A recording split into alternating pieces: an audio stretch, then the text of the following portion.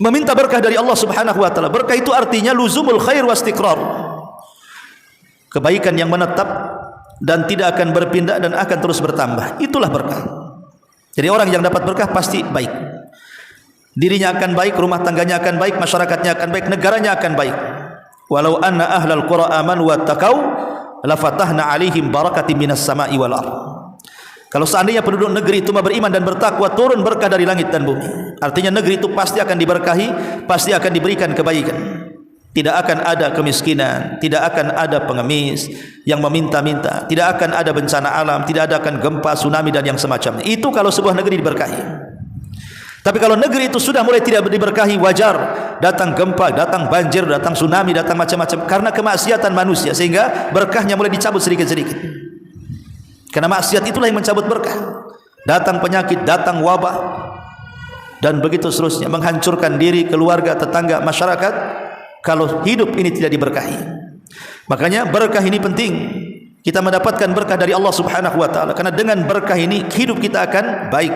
Lihat, sebenarnya mirip-mirip saja. Salam juga demi kebaikan kita, rahmat kasih sayang Allah juga demi kebaikan kita, barokah juga demi kebaikan kita. Jadi tiga-tiganya untuk kebaikan kita. Siapa yang tidak ingin selamat? Siapa yang tidak ingin disayang Allah? Siapa yang tidak ingin kebaikannya hilang? Semua ingin semuanya. Dan itu bisa kita raih dengan ucapan salam. Karena dalam Islam ucapan salam itu sunnah, Bu. Jawabannya wajib. Jadi kalau kita mengucapkan salam kepada orang lain, hakikatnya kita sedang memancing dia mendoakan 3 perkara kepada kita. Supaya dia lengkap jawabannya, maka sebaiknya ketika kita salam lengkapi juga.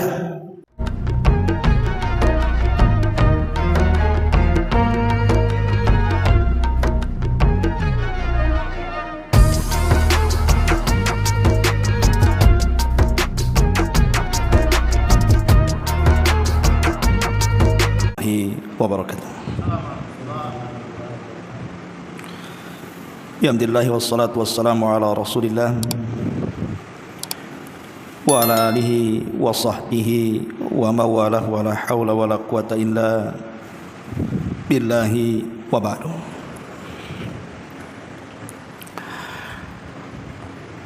Ma'asyiral muslimat yang dimuliakan Allah Subhanahu wa taala. Alhamdulillah di pagi menjelang siang ini kita bisa duduk untuk bertalabul ilmi di Masjid Nidaul Ilmi. Salawat dan juga salam tentu kita hadiahkan kepada Rasul kita Nabi besar Muhammad sallallahu alaihi wa ala alihi wasallam. Pembahasan di hari ini kita akan membahas tentang rahasia makna daripada ucapan assalam. Assalamualaikum warahmatullahi wabarakatuh. Kita tahu bahwa ucapan selamat sejak zaman Nabi Adam alaihi salatu wassalam sampai diakhiri Nabi kita Muhammad sallallahu alaihi wasallam adalah ucapan salam yang biasa kita ucapkan. Assalamualaikum warahmatullahi wabarakatuh. Dan itu dimulai saat Allah Subhanahu wa taala menciptakan Nabi Allah Adam alaihi salatu wassalam. Ketika Adam alaihi salatu wassalam sudah dibentuk sedemikian rupa sehingga menjadi patung manusia. Entah berapa lama patung itu dibiarkan, walaupun ada riwayat dari Ibnu Abbas bahwa patung Adam itu dibiarkan selama 40 tahun. Baru setelah itu Allah Subhanahu wa taala meniupkan ruh dan patung itu menjadi hidup. Dan dialah awal dari bapak manusia, Nabi Allah Adam alaihi salatu wassalam. Saat Allah Subhanahu wa taala ingin memuliakan Adam, bukan hanya diciptakan langsung dengan tangannya, ditiupkan ruh yang disandarkan kepada dirinya, diajarkan banyak ilmu pengetahuan yang tidak diajarkan kepada para malaikat atau siapapun dari makhluk-makhluk Allah di zamannya. maka Allah Subhanahu wa taala ingin lebih memuliakan dengan meminta para malaikat untuk sujud. Maka semua para malaikat sujud kepada Adam alaihi salatu wassalam sebagai bentuk sujud penghormatan, bukan sujud ibadah. Maka ketika itulah Allah Subhanahu wa taala memerintahkan Adam untuk mengucapkan salam kepada para malaikat.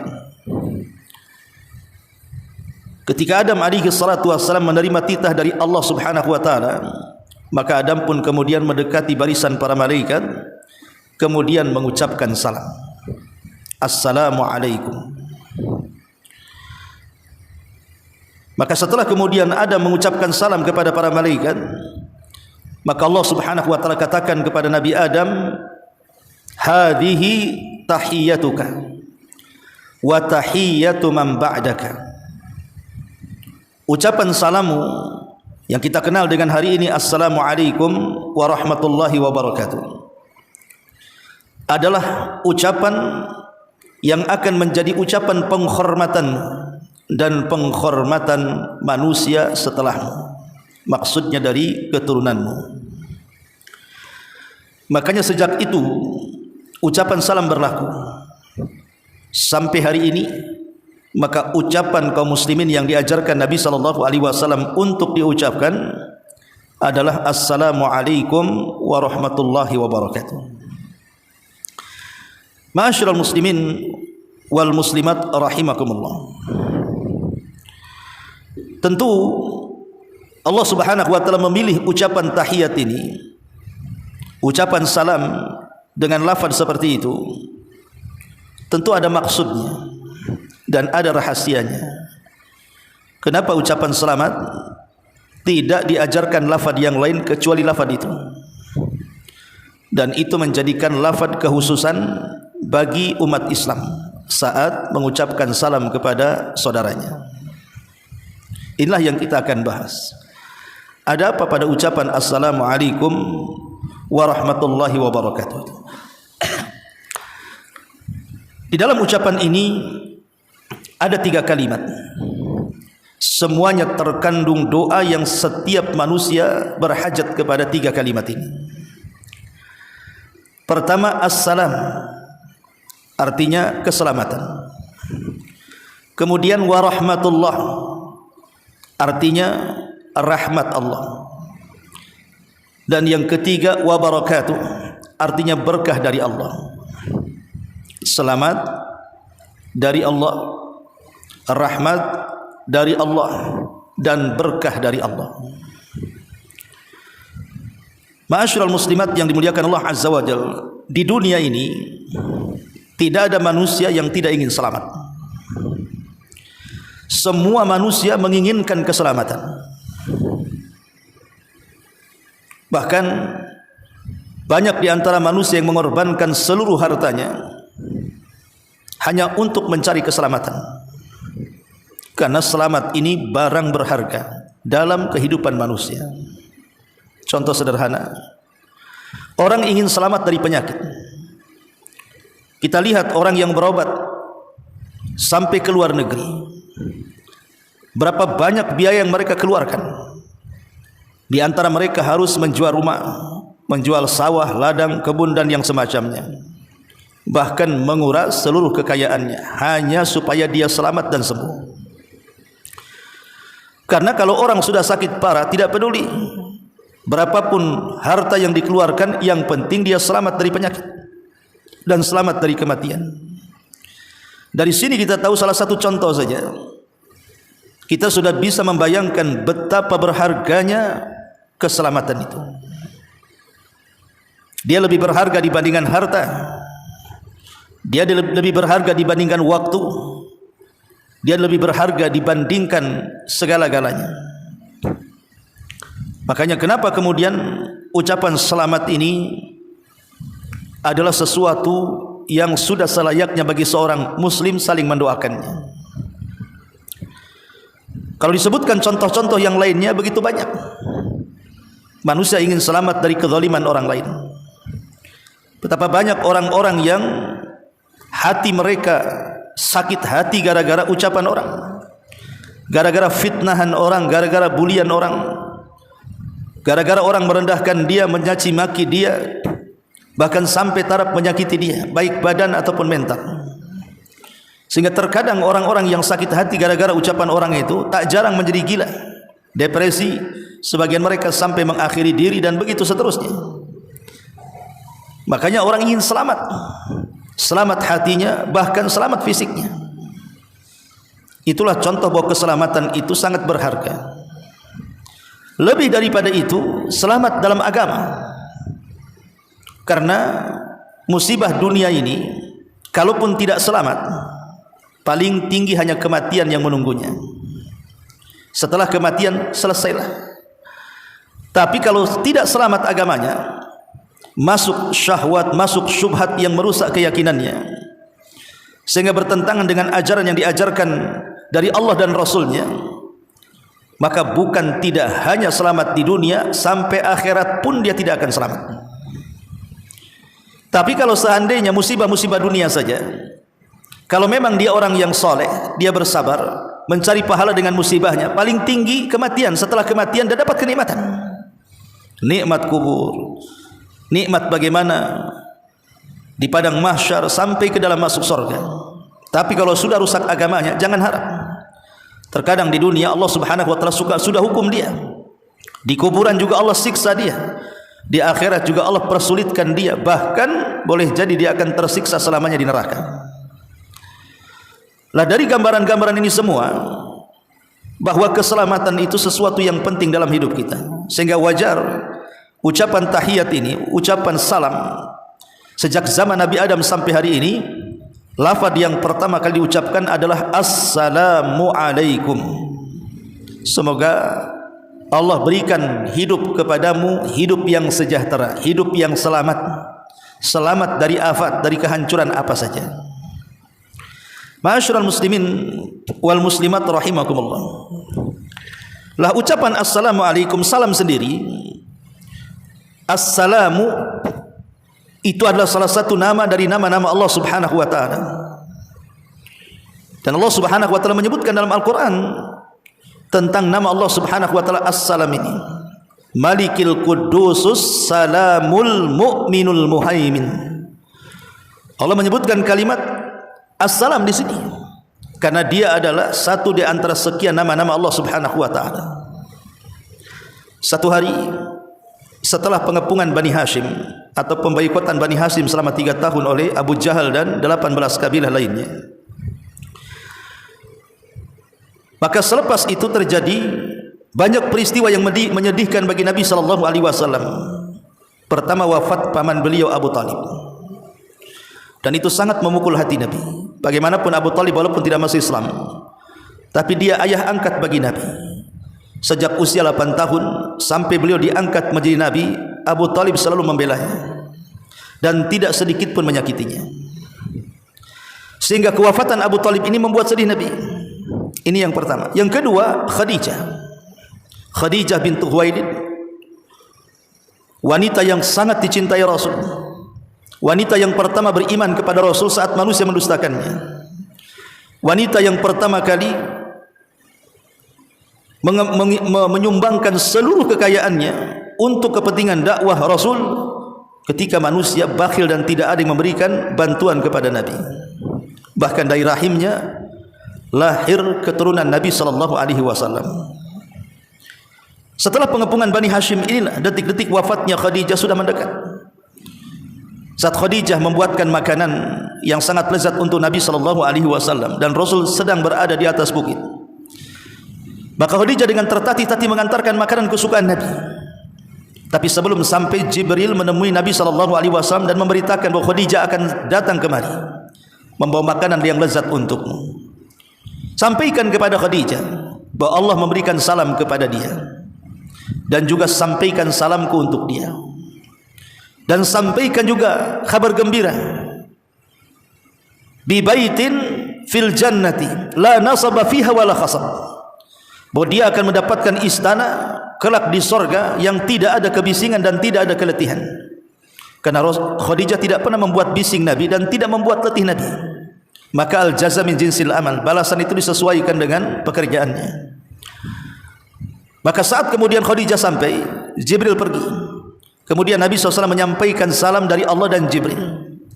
Maka Khadijah mengatakan, innallaha huwas salam wa ala Jibril assalam wa alaika ya Rasulullah assalam. Sesungguhnya Allah itu assalam, maha selamat, juru keselamatan. Sumber keselamatan ada pada Allah Subhanahu wa ta'ala. Dan untuk Jibril juga keselamatan, dan untuk anda wahai Rasulullah juga keselamatan. Lihat bagaimana Khadijah paham. Ketika Jibril mengatakan kepada Rasul, Allah menitip salam, Khadijah tidak mengatakan untuk Allah juga salam. Kenapa? Karena Allah tidak perlu salam. Karena Allah sendiri adalah as-salam, zat yang maha penyelamat, dan sumber segala keselamatan ada pada tangan Allah. Bahkan manusia berhajat juga keselamatan dari Allah Subhanahu wa ta'ala. Makanya Khadijah mengatakan, sesungguhnya Allah adalah juru selamat. Innallaha huwas salam. Dan untuk Jibril salam, dan untuk anda juga salam. Dari sini kita tahu bahwa as-salam itu nama dari nama-nama Allah Subhanahu wa ta'ala. Di zaman Nabi, di awal salat, para sahabat biasa membaca tasyahud, membaca bacaan tasyahud itu dengan assalamu ala Allah. Maka Nabi SAW melarangnya dan mengatakan innallaha huwas salam. Jangan ucapkan kalimat itu, karena Allah sendiri adalah as-salam, maha sejahtera. Tapi ucapkanlah at-tahiyatu lillah wa thayyibat, dan begitu seterusnya. Karena as-salam adalah nama dari nama-nama Allah Subhanahu wa ta'ala, maka sudah selayaknya nama ini harus menyebar di permukaan bumi, membumikan salam, dan salam disebar di mana-mana. Makanya di antara salam yang diajarkan Nabi sallallahu alaihi wasallam adalah salam yang diajarkan Nabi Allah Adam alaihi salatu wassalam, yang kita kenal dengan assalamu alaikum. Maka jangan bakhil untuk mengucapkan salam, karena sebakhil-bakhilnya orang bakhil adalah orang yang tidak mau mengucapkan salam. Rugi sekali orang yang tidak menyebarkan nama Allah as-salam ini. Karena kita tahu bahwa keselamatan seluruhnya, langit dan bumi dan alam semesta, dari yang kecil sampai yang besar, itu yang menentukan Allah Subhanahu wa ta'ala. Kalau Allah mau, alam semesta bisa tidak selamat. Dan nanti akan ada masanya alam semesta tidak selamat dengan adanya kiamat. Tapi selama Allah Subhanahu wa ta'ala membuat keselamatan alam semesta ini, maka alam semesta akan berjalan dengan stabil. Semua akan berada di porosnya masing-masing, matahari, bulan, bintang, dan yang semacamnya. Karena Allah lah yang membawa alam selamat, Allah lah yang membawa manusia juga selamat, dan semua makhluk Allah juga yang membawa keselamatan. Ma'asyiral muslimat yang dimuliakan Allah Subhanahu wa ta'ala. Dan salam juga, kalau kita menyebarkan salam, itu salah satu penyebab kita masuk surga. Nabi SAW mengatakan, innakum lan tadkhulul jannata hatta tu'minu wa la tu'minu hatta tahabu. Ala adullukum ala syai'in idza fa'altumuhu tahabbtum bainakum. Kata Nabi SAW, sungguh kalian tidak mungkin menginjak kaki di sorga sampai kalian beriman, dan kalian tidak akan beriman sampai kalian saling mencintai. Maukah kutunjukkan kepada kalian sesuatu yang apabila kalian melakukannya, maka akan tumbuh rasa cinta sesama kalian? Apa kata Rasul? Abshus salama bainakum. Sebarkan salam di antara kalian. Sebarkan salam di antara kalian. Dari hadis ini dapat kita simpulkan bahwa kunci menuju surga itu salah satunya dengan banyak mengucapkan salam. Karena Rasul di awal hadis mengatakan, innakum lan tadkhulul jannah. Kalian tidak akan masuk surga sampai kalian beriman, dan kalian belum dinyatakan beriman kecuali kalian sampai mengasihi sama kalian. Dan perkara yang bisa menimbulkan rasa kasih dan sayang sesama manusia adalah dengan menyebarkan salam. Maka kesimpulannya bahwa salam itu sebab di antara sebab-sebab kita masuk ke dalam surga. Bahkan surga sendiri penuh dengan salam, keselamatan. Orang kalau masuk surga, baru masuk di pintunya saja, malaikat sudah memberikan selamat kepada kita. Salamun alaikum bima sabartum. Keselamatan kalian karena berkah kesabaran kalian. Sabar dalam beribadah di dunia. Ketika betul-betul masuk ke dalam surga, tahiyyatuhum salam. Ucapan tahiyat mereka adalah salam. Makanya karena orang masuk surga sudah diberikan doa selamat, ketika masuk surga juga saling memberikan selamat, wajar kalau di surga itu semua orang akan selamat. Tidak ada di surga itu orang menggibah, itu tidak ada. Di dunia kita tidak selamat dari gibah. Di surga tidak ada orang yang mencaci maki. Di dunia kita korban caci maki orang. Di surga tidak ada yang membuli. Di dunia kita pula jadi bulian. Bahkan fisik-fisik ahli surga itu diselamatkan. Wanitanya tidak haid, tidak nifas, tidak kencing, tidak berak, tidak mengeluarkan dahak ataupun ludah. Mereka bersih, mereka senantiasa rapi, dan kenikmatannya tidak pernah berkurang untuk mereka. Makanya wajar kalau surga salah satu namanya adalah Daru As-Salam. Dia adalah rumah dari rumah-rumah keselamatan. Ma'asyiral muslimin wal muslimat rahimani wa rahimakumullah. Semua manusia, sering saya katakan, ingin selamat dari 3 waktu. Pertama, waktu kelahiran. Yang kedua, waktu saat diwafatkan. Dan yang ketiga, waktu saat kita dibangkitkan. Itulah yang diinginkan, bukan hanya kita, bahkan para nabi. Yahya ibn Zakaria pernah mengatakan, wassalamun alayya yawma wulidtu wa yawma amutu wa yawma ub'atsu hayya. Semoga Allah memberikan keselamatan kepadaku, kata Yahya, saat aku dilahirkan, saat aku diwafatkan, dan saat aku dibangkitkan. Karena 3 waktu ini mengkhawatirkan dan menakutkan semua manusia yang ada di jagat raya ini. Kenapa demikian? Kenapa saat dilahirkan kita minta keselamatan? Kehidupan janin itu sama dengan kehidupan surga. Karena kehidupan janin itu kehidupan tanpa sebab. Kehidupan janin itu di perut ibu, setiap ibu di dunia ini adalah kehidupan ibarat surga. Kehidupan yang disebut dengan alam tanpa sebab. Di mana seorang bayi yang dalam janin itu, dia tidak harus lelah letih bekerja, makanan sudah siap makan. Asupan minuman tinggal diminum saja. Dia tidak merasa kelaparan, kehausan, bahkan tidak pernah merasa kedinginan, tidak pernah merasa kepanasan, kehujanan, dan dia akan terawat dalam perut ibu itu. Siapa yang memberikan ini semua? Allah. Janin itu tidak akan kelaparan. Sama dengan penduduk surga, innalaka alla taju'a wa la ta'ra. Hai penduduk surga, engkau tidak akan merasa lapar selamanya. Begitulah janin. Dia tidak akan lapar dalam perut itu. Tetapi kalau seandainya janin ini sampai kemudian keluar dari perut ibundanya, masuk ke alam yang penuh dengan sebab, maka dia akan menghadapi satu alam yang sangat menakutkan pada dirinya. Baru lahir saja, musuh abadinya sudah datang dan menusukkan di lambungnya.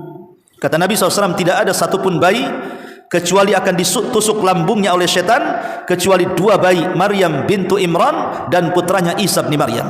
Baru lahir saja, dia sudah datangi musuh bebuyutannya, musuh sepanjang hayatnya, dan musuh abadinya yang akan senantiasa menyesatkannya. Gimana tidak takut? Baru lahir saja sudah dihadapkan dengan musuhnya. Belum lagi dengan musibah-musibah. Karena kehidupan dunia ini darul musibah, tempatnya orang tidak bisa istirahat. Di dunia ini akan banyak masalah dalam kehidupannya, dan kita sudah alami masalah ekonomi, masalah kesehatan, masalah pergaulan, banyak masalah-masalah yang kita akan hadapi. Dunia ini tidak akan pernah tenang. Tenang sebentar datang ketidaktenangannya, bahagia sebentar datang tangisannya, bersatu sebentar datang perpisahannya, dan begitu seterusnya. Jadi dunia ini alam yang menakutkan, sehingga wajar kalau seandainya para nabi setingkat Yahya ibn Zakaria meminta keselamatan yauma wulidtu, saat aku dilahirkan. Karena dia akan menghadapi rintangan, cobaan, dan yang lebih berat daripada itu. Yang kedua, wa yauma amutu, saat aku diwafatkan. Ingat bahwa setan lebih senang mendekati orang yang sedang sakarat menjelang ajalnya dibandingkan orang sehat. Karena setan tidak ingin manusia ini mati husnul khatimah, mati dalam kondisi akhir yang baik. Setan tidak akan redha dan ikhlas tentang manusia yang seperti ini. Makanya saat menjelang ajal atau saat parah itu, setan akan berusaha memalingkan kita dari akidah. Dibisikkan macam-macam bisikan supaya kita kufur, sehingga kita mati dalam keadaan kufur. Makanya itu waktu yang sangat genting sekali. Karena amal seseorang itu ditentukan akhirnya, bukan awalnya. Innama al-a'mal bi khawatimiha. Amal itu ditentukan akhirnya, kata Nabi. Dan akhir manusia ya wafat. Karena orang yang wafat itu ada dua kondisi, su'ul khotimah dengan husnul khotimah. Makanya kita ingin selamat dari perkara ini. Belum lagi setelah kematian dihadapkan dengan alam kubur, alam barzah, yang macam-macam peristiwa berlaku di situ. Ada fitnah kubur, ada nikmat kubur, ada azab kubur, ada himpitan kubur, macam-macam peristiwa dalam kubur itu. Makanya kita minta agar Allah selamatkan saat kematian dari godaan setan, dan selamatkan saat kita pindah alam dari alam dunia ke alam barzah. Dan yang ketiga, saat dibangkitkan. Manusia saat dibangkitkan ada dua kelompok. Kelompok yang pertama saat dibangkitkan disesuaikan dengan kondisi saat dia di dunia, matinya sedang apa. Begitulah dia dibangkitkan. Kalau dia sedang salat, maka dibangkitkan sedang salat. Kalau dia sedang talbiyah labbaik Allahumma labbaik, maka dia dibangkitkan sedang talbiyah. Kalau dia sedang membaca Quran, maka begitulah Allah bangkitkan. Tapi saat dia bermaksiat, begitu juga Allah Subhanahu wa taala bangkitkan. Sehingga manusia ada yang lari ke sana kemari seperti laron yang terbangnya tidak beraturan. Ada manusia yang ketika dibangkitkan tidak lari kemana-mana. Yang lari kemana-mana mengatakan, ya wailana man ba'atsana min marqadina. Duhai celaka siapa yang membangkitkan aku dari tidur kami. Tapi orang-orang yang dibangkitkan mereka tidak kemana-mana. Mereka merasa ada ketenangan sedikit. Mereka mengatakan, hadza ma wa'adar rahman wa sadaqal mursalun. Inilah janji Allah dan benarlah ucapan para utusan. Ma'asyiral muslimat yang dimuliakan Allah Azza wa Jalla, lihat bagaimana kita ingin selamat dari tiga waktu itu. Makanya penting jangan tinggalkan menyebarkan salam. Menyebarkan salam. Sampai dalam Islam itu, salam ini di akhir zaman akan pupus, akan hilang, dan hanya diucap kepada orang yang kenal saja. Dan itu sudah berlaku sabda Nabi ini. Lihat hari ini, kalau kita berjalan di jalan, walaupun sebenarnya yang berpapasan kita dengan seorang muslim, tapi kita diam saja. Tapi kalau yang berpapasan itu mungkin jemaah ibu sepengajian, atau mungkin setetangga dan se-RT atau se-RW yang ibu kenal, baru ibu mengucapkan salam. Adapun enggak dikenal, walaupun jelas-jelas dia pakai jilbab, nah mungkin orang Nasrani pakai jilbab, tertutup rapat, ya. Enggak juga kita mau mengucapkan salam, lewat begitu saja. Persis seperti yang disabdakan Nabi sallallahu alaihi wasallam. Padahal ingat, bahwa di antara alamat-alamat dekatnya hari kiamat itu ketika salam hanya diucapkan kepada yang dikenal saja. Ketika hilang salam, maka akan betul-betul terjadi kiamat. Ma'asyiral muslimat yang dimuliakan Allah Azza wa Jalla, maka sekali lagi jangan bakhil mengucapkan salam. Karena salam adalah nama Allah Subhanahu wa taala, sudah selayaknya kita sebarkan nama ini di hadapan manusia. Apalagi rahasianya, kata Rasul, ucapan salam ini bisa merekatkan hubungan antar keluarga, bahkan antar bertetangga, bahkan antar masyarakat dan kaum muslimin dimanapun mereka berada. Kenapa? Karena ucapan salam ini sebenarnya doa yang sangat indah. Siapa yang tidak ingin selamat, Bu? Ibu punya badan ingin selamat dari penyakit, ucapkan salam, minta keselamatan. Ibu punya anak ingin selamat juga, jangan sampai jadi anak nakal. Ibu punya suami, minta juga selamat, jangan sampai dia serong. Ibu juga pengen selamat dari keluarga supaya senantiasa dapat berkah dan kebaikan, dan begitu seterusnya. Maka dari sekarang jangan bakhil mengucapkan salam. Ini yang pertama. Assalamualaikum. Kemudian yang kedua, warahmatullah. Warahmatullah artinya meminta rahmat dari Allah Subhanahu wa taala. Semua manusia ingin disayang dan dikasihi Allah. Siapa yang tidak ingin disayang dan dikasihi Allah? Semua manusia berhajat kepada Allah. Mimbabil misal, contoh saja, analogi. Kalau ibu punya anak, anaknya 10, banyak kali 5 saja.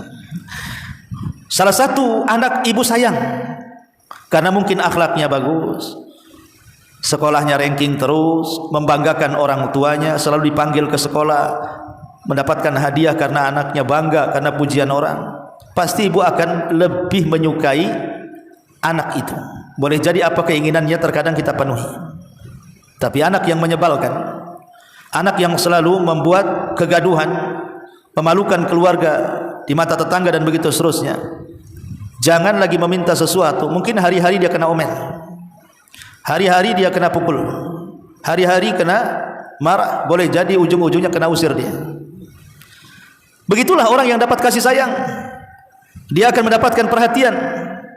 Maka mimbabil aula Allah Subhanahu wa taala, apabila kita mendapatkan kasih sayang Allah Subhanahu wa taala, berarti apa yang kita minta akan diberi, apa yang kita doakan akan diijabah. Dan Allah juga pasti akan lebih memperhatikan kita. Pasti Allah akan menolong kita, menjaga kita, membantu kita, dan juga memberikan hajat-hajat kita kepada kita semua. Karena perhatian, sayang itu kan bentuk perhatian. Allah kalau sudah memberikan rahmatnya kepada kita, berarti itu bentuk perhatian Allah kepada kita. Sehingga mungkin pribadinya pun akan diperbaiki, rumah tangganya pun akan dibuat sakinah, mawaddah dan rahmah, bertetangganya pun akan harmonis, bermasyarakatnya pun akan harmonis, dan begitu seterusnya. Karena orang yang disayang Allah, rahmat dari Allah Subhanahu wa taala. Karena akibat rahmat ini luar biasa. Akibat rahmat Allah Subhanahu wa taala adalah luar biasa. Maka jangan bakhil mengucapkan wa rahmatullah. Kemudian yang terakhir wa barakatuh. Meminta berkah dari Allah Subhanahu wa taala. Berkah itu artinya luzumul khair wa istiqrar. Kebaikan yang menetap dan tidak akan berpindah dan akan terus bertambah. Itulah berkah. Jadi orang yang dapat berkah pasti baik. Dirinya akan baik, rumah tangganya akan baik, masyarakatnya akan baik, negaranya akan baik. Walau anna ahlal qura amanu wattaqau lafatahna alaihim barakatin minas sama'i wal ardh. Kalau seandainya penduduk negeri itu beriman dan bertakwa, turun berkah dari langit dan bumi. Artinya negeri itu pasti akan diberkahi, pasti akan diberikan kebaikan. Tidak akan ada kemiskinan, tidak akan ada pengemis yang meminta-minta, tidak akan ada bencana alam, tidak ada akan gempa, tsunami dan yang semacamnya. Itu kalau sebuah negeri diberkahi. Tapi kalau negeri itu sudah mulai tidak diberkahi, wajar datang gempa, datang banjir, datang tsunami, datang macam-macam karena kemaksiatan manusia, sehingga berkahnya mulai dicabut sedikit-sedikit. Karena maksiat itulah yang mencabut berkah. Datang penyakit, datang wabah, dan begitu seterusnya, menghancurkan diri, keluarga, tetangga, masyarakat kalau hidup ini tidak diberkahi. Makanya berkah ini penting. Kita mendapatkan berkah dari Allah Subhanahu wa taala, karena dengan berkah ini hidup kita akan baik. Lihat, sebenarnya mirip-mirip saja. Salam juga demi kebaikan kita, rahmat kasih sayang Allah juga demi kebaikan kita, barakah juga demi kebaikan kita. Jadi tiga-tiganya untuk kebaikan kita. Siapa yang tidak ingin selamat? Siapa yang tidak ingin disayang Allah? Siapa yang tidak ingin kebaikannya hilang? Semua ingin semuanya. Dan itu bisa kita raih dengan ucapan salam. Karena dalam Islam ucapan salam itu sunnah, Bu. Jawabannya wajib. Jadi kalau kita mengucapkan salam kepada orang lain, hakikatnya kita sedang memancing dia mendoakan 3 perkara kepada kita. Supaya dia lengkap jawabannya, maka sebaiknya ketika kita salam, lengkapi juga. Assalamualaikum warahmatullahi wabarakatuh. Supaya dia menjawab waalaikumsalam warahmatullahi wabarakatuh. Walaupun dalam adab orang memberi salam itu, kalau ada orang mengucapkan assalamualaikum, jawaban kita waalaikumsalam warahmatullahi, titik. Kalau dia mengucapkan assalamualaikum warahmatullahi, kita jawab waalaikumsalam warahmatullahi wabarakatuh. Karena menjawab salam harus lebih sempurna dibandingkan yang mengucapkannya. Idza huyitum bi tahiyatin fahayyu bi ahsana minha aw mithliha. Apabila kalian diserukan salam, maka balaslah dengan yang lebih baik atau yang setimpal dengan dia.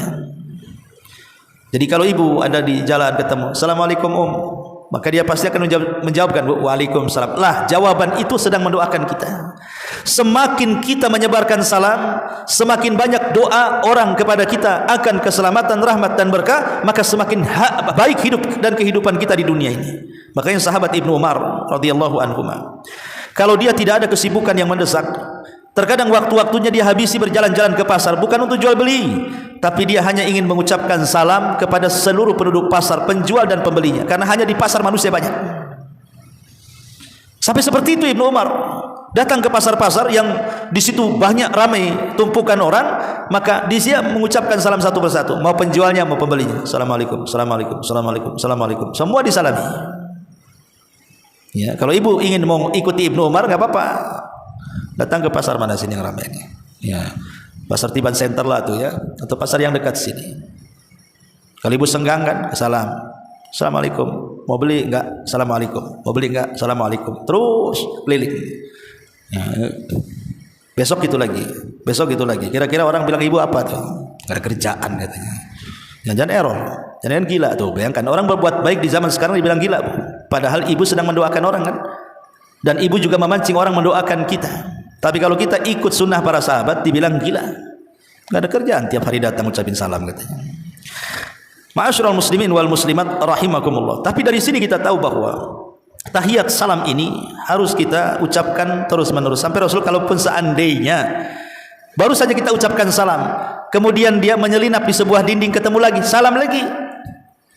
Sampai seperti itu loh ajaran Islam itu. Kalaupun dia sampai terhalang oleh dinding, umpamanya baru mengucapkan salam, umpamanya lewat masjid sini ya, di sebelah kanan, kemudian ibu berputar ke sebelah kiri, dia pun lewat di sebelah kiri, ibu salam lagi. Tapi bukan dikejar-kejar kemana dia datang, salam-salam, nanti marah pula dia. Maksud saya, kalaupun hanya sekedar terhalang dinding, dalam Islam itu tetap kita mengucapkan salam. Bahkan salam itu bisa melembutkan orang. Contoh, ibu lagi masalah dengan tetangga, udah lama nggak pernah teguran. Coba kalau ibu ingin meluluhkan dia, tidak perlu ibu bawa buah, datang ke rumahnya, ngasih hadiah, ngasih lauk, ngasih ini, tidak. Cukup dengan salam saja. Kalau ada orang lagi masalah dengan ibu tuh, dekati muka dia, assalamualaikum. Awalnya nggak mau jawab biasanya, ya, assalamualaikum. Walaupun nanti awal-awal keluar, walaupun ujungnya saja, ya, salam. Nah, biasa gitu ya. Kadang-kadang kalau lagi benci kan gitu ya. Kadang-kadang nggak jelas tuh jawabannya. Awal saja itu, awal saja. Tapi ibu juga jangan diambil ujungnya saja. Kum, salamnya nggak ada. Ada orang yang mengucapkan salam, kumnya saja yang kan, kum, salamnya nggak ada kan gitu. Kan harus jelas, assalamualaikum. Masa diambil kumnya saja? Nanti yang jawab juga sama, kum juga kan begitu. Artinya bahwa harus jelas tegas, assalamualaikum. Nanti lama-lama pasti dia jawab, bu. Nggak mungkin nggak jawab.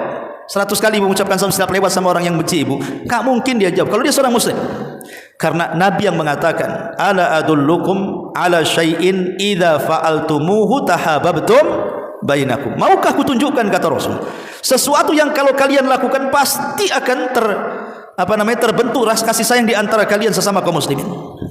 Absus salam bainakum, sebarkan salam di antara kalian. Ma'asyiral muslimat yang dimuliakan Allah Azza wa Jalla, di antara rahasia di balik ucapan assalamualaikum warahmatullahi wabarakatuh. Baik, sudah ada manfaatnya. Sebelum saya tutup, kalau yang bertanya silakan.